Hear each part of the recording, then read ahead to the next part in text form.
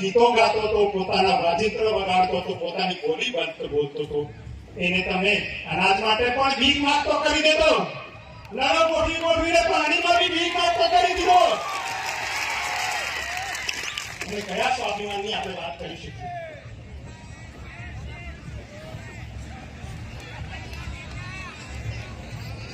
તો સમાજે ફરીથી ચિંતન કરવાની જરૂર છે. બેઠેલા લોકોએ ચિંતન કરવાની જરૂર છે. આ માઇક મારે આ બાજુ ફેરવવાની જરૂર છે, આ બાજુ નહીં.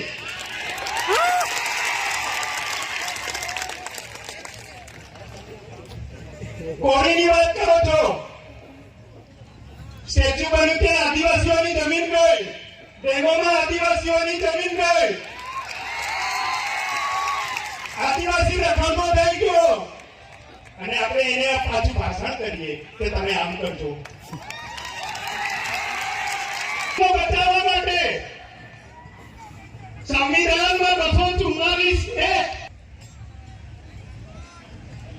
એને બચાવવા માટે રાષ્ટ્રપતિની નીચે રાજ્યપાલ અને ટ્રાઇબલ એડવાઇઝરી કાઉન્સિલની સહમતિ લેવી પડે, પરમિશન લેવી પડે.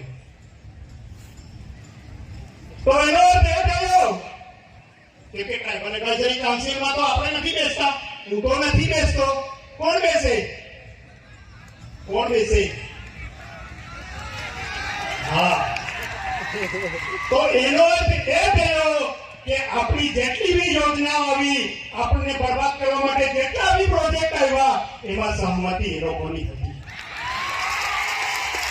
એટલે એ લોકો ભાષણ કરે કે તમારે આમ કરવું જોઈએ.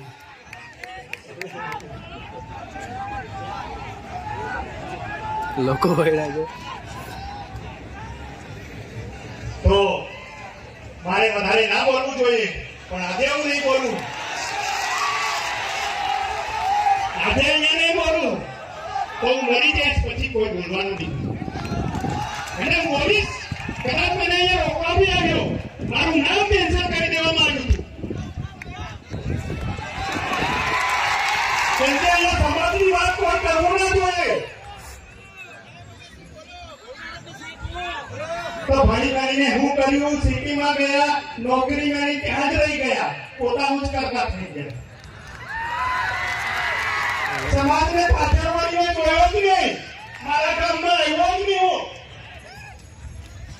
કેમ કે તે પીધેલો નહીં મારો ભાઈ.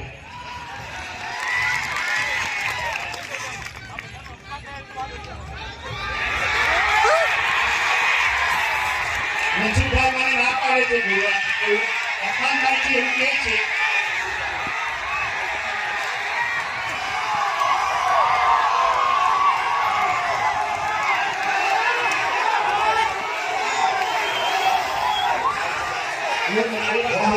અહીંયા પૂરું કરું છું. વાલા મિત્રો, આપણે પૂર્ણાહુતિ તરફ જઈ રહ્યા છીએ.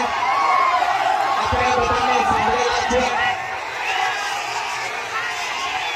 આપણે હજુ આગળ સાંભળવાના છીએ. એ માટે પૂર્ણ કરું છું.